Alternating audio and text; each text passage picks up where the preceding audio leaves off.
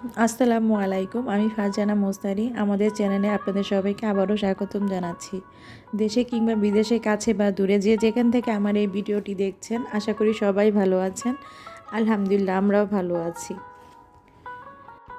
অনেক দিন পর আবার একটি ভিডিও নিয়ে আসলাম আপনাদের সামনে। আশা করি আপনাদের ভালো লাগবে। ভালো লাগলে অবশ্যই লাইক কমেন্ট করতে ভুলবেন না।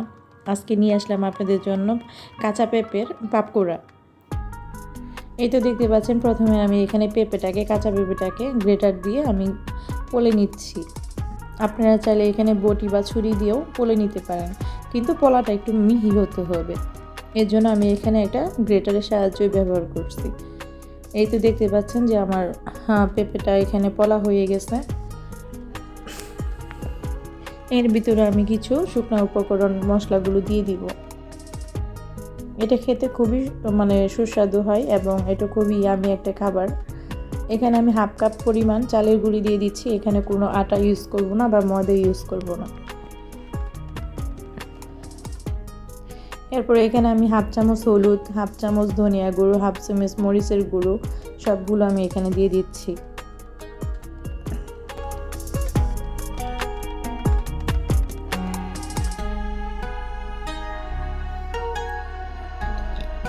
পরিমাণ মতো লবণ।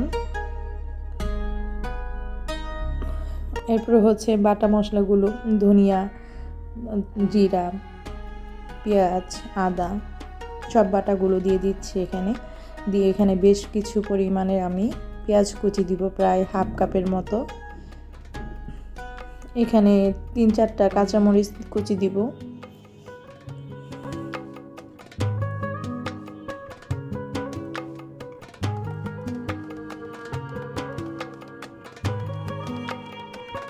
আমি এখানে ঝালটা তেমন বেশি দিচ্ছি না, যেহেতু আমার বাচ্চারাও খাবে। আপনারা চাইলে এখানে ঝালের পরিমাণটা কম বা বেশি করে নিতে পারেন।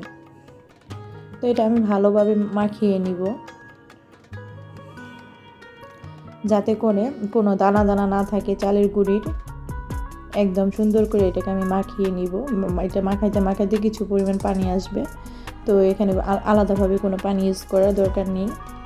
এটা মাখাইতেই দেখবেন একটা সময় পানি বের হয়ে আসবে।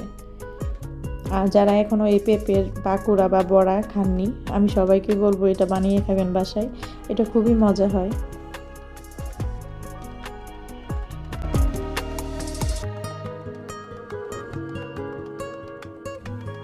এই তো আমি রান্না করে আবারও চলে আসলাম। এখানে আমি একটু তেল দিয়ে দিচ্ছি পরিমাণ মতো, 1 কাপের মতোই। এত বেশি তেল লাগে না এই জায়গাতে। তো এখানে আমি এক এক করে বড়াগুলো গোল শেপ করে আমি সবগুলো বড়াগুলো দিয়ে দিচ্ছি।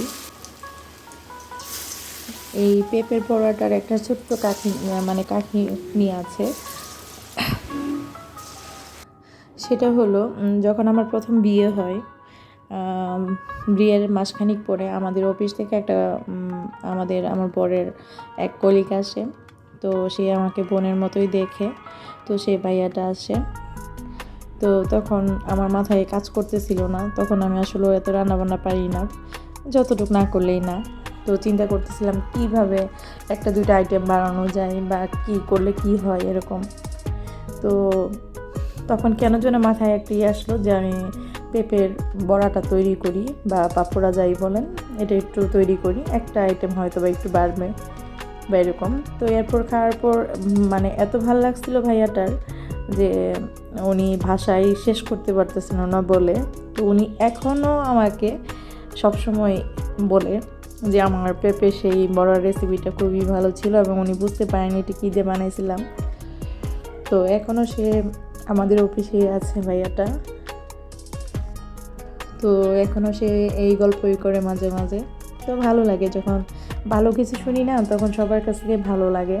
তো আমিও আশা করছি আপনারা যারা বানিয়ে খেয়েছেন এই পেঁপের বড়াটা, তো তারা তো জানেন এটা আসলে কতটা খেতে মজা।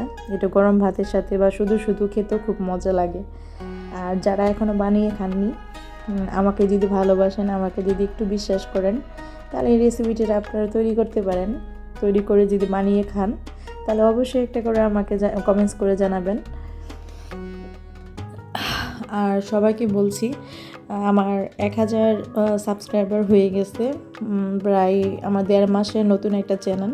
তো সেখানে 1.5 মাসে আমি প্রায় 1000 সাবস্ক্রাইবার হয়ে গেছে। প্রায় বলে ভুল হবে, আরও বেশি হয়ে গেছে। তো আমি নিজে একটু অসুস্থ ছিলাম, সেই কারণে আমি আসলে সবাইকে জানাইতে পারিনি। আমি সবার কাছে দুঃখিত, সবাই আমাকে ক্ষমা করে দিবেন। আমি অনেক দিন ধরে ভিডিও দিতে পারছি না, আমি খুবই অসুস্থ। আর যারা আমাকে এত সাপোর্ট করে, এত ভালোবেসে যারা আমাকে এই পর্যন্ত নিয়ে আসছেন, তাদের জন্য অনেক অনেক অনেক অনেক ভালোবাসা আমার তরফ থেকে। আমার জন্য দোয়া করবেন যাতে আমি আপনাদের ভালোবাসায় ভালো কিছু করে আগায় যেতে পারি এবং ভালো কন্টেন্টগুলো আপনাদের মাঝে তুলে ধরতে পারি। আমার যদি কোনো ভুল হয়ে থাকে বা আমার কোনো কাজে যদি আপনাদের ভালো না লেগে থাকে, তাহলে অবশ্যই আপনারা আমাকে জানাবেন যে এইভাবে কাজটা ভালো হচ্ছে না, ওইভাবে করো, ওইভাবে করলে এটা ভালো হবে। তো আমি অবশ্যই আপনাদের কথাগুলো মেনে ওইভাবে কাজ করার চেষ্টা করব। আর এই জায়গায় যেহেতু আমি নতুন, তো আমার এখানে ভুল ত্রুটি অনেক কিছুই থাকবে। তো আপনারা আমাকে ক্ষমা সুন্দর দৃষ্টিতে দেখবেন, আমাকে ছোট বোন হিসাবে সুন্দরভাবে সবাই আমাকে একটু বুঝিয়ে দিবেন। কোনো কিছু জানার হলে অবশ্যই কমেন্টস করবেন। সবাই ভালো থাকবেন। আল্লাহ হাফেজ।